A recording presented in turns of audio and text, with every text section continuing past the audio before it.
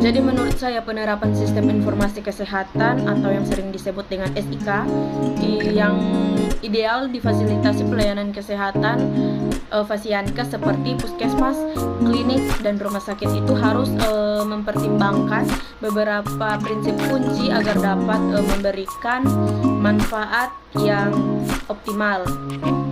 Berikut ini adalah beberapa hal yang perlu dipertimbangkan untuk menciptakan SIK yang ideal, yaitu yang pertama ada integrasi data.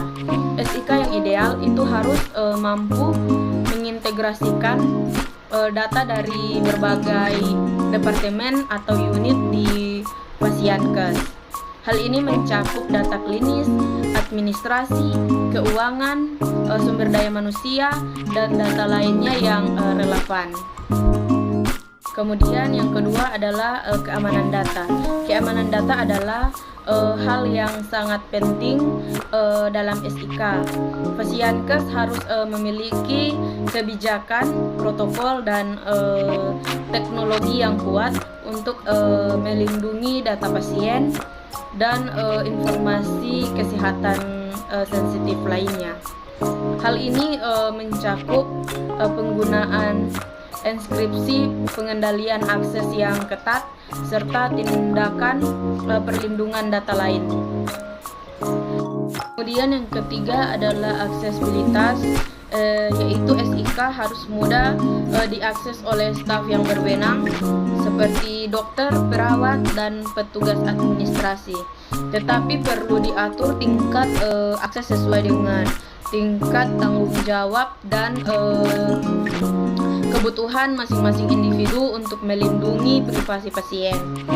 Kemudian yang keempat ada interoperabilitas, yaitu SIK harus dapat berkomunikasi dengan sistem lain di tingkat lokal, regional, dan nasional, termasuk sistem yang digunakan oleh Badan Kesehatan Pemerintah.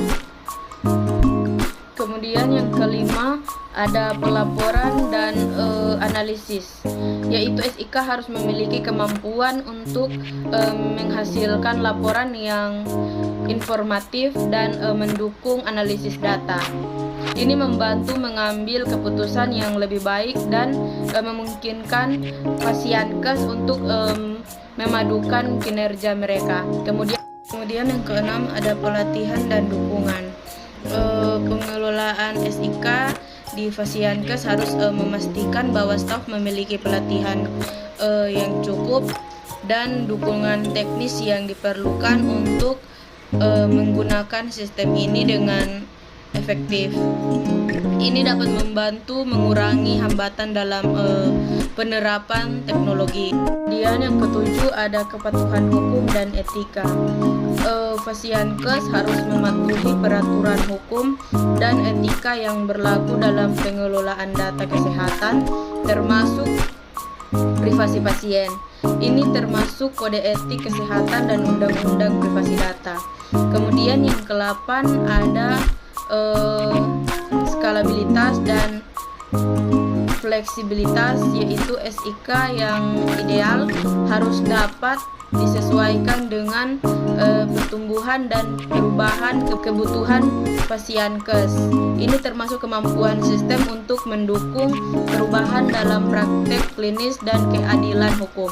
Kemudian yang ke-9 ada partisipasi pasien, yaitu permintaan akses pasien ke catatan medis mereka, memberikan mereka kontrol atas data mereka, dan mendukung komunikasi antar pasien dan penyediaan layanan kesehatan adalah bagian penting dari SIK yang ideal.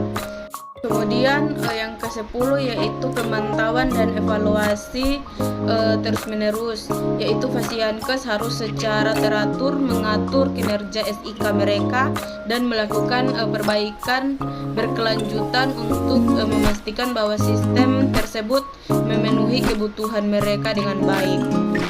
Penerapan SIK yang ideal akan bervariasi tergantung pada ukuran, tingkat kompleksitas, dan kebutuhan unik dari Fasiankes tersebut. Yang paling penting adalah sistem tersebut harus dirancang dan dikelola dengan cermat untuk mendukung perbaikan dalam perawatan pasien, efisiensi optimal, dan pelaporan yang akurat. Indikator yang sebaiknya diterapkan dalam sistem informasi kesehatan atau SIK di fasilitasi pelayanan kesehatan Fasiankes dapat mencakup hal-hal sebagai berikut. Yang pertama, kepuasan pengguna, yaitu mengukur kepuasan pengguna sistem seperti staf medis, perawat, dan petugas administrasi dapat memberikan informasi tentang sejauh mana SIK yang memenuhi kebutuhan mereka. Kemudian yang kedua yaitu kualitas data. Indikator ini mencerminkan tingkat keakuratan dan kelengkapan data yang dimasukkan ke dalam sistem. Kualitas data yang tinggi sangat penting untuk pengambilan keputusan yang baik. Kemudian yang ketiga yaitu waktu respon. Indikator ini mengukur berapa lama sistem merespon permintaan pengguna. Waktu respon yang cepat penting terutama untuk keputusan klinik yang mendesak. Yang keempat yaitu efisiensi operasional. SIK yang baik seharusnya meningkatkan efisiensi operasional Fasiankes. Indikator ini dapat mencakup waktu yang diperlukan untuk proses administrasi atau keperawatan pasien. Yang kelima yaitu keputusan hukum dan privasi, yaitu mengukur tingkat keputusan Fasiankes terhadap ketentuan privasi data dan hukum yang berlaku dalam pengelolaan data kesehatan. Kemudian yang keenam, laporan yang akurat, yaitu kemampuan sistem untuk menghasilkan laporan yang akurat dan berguna adalah indikator penting. Laporan ini digunakan untuk memantau kinerja pelaporan kepada badan regulasi dan pengambilan keputusan.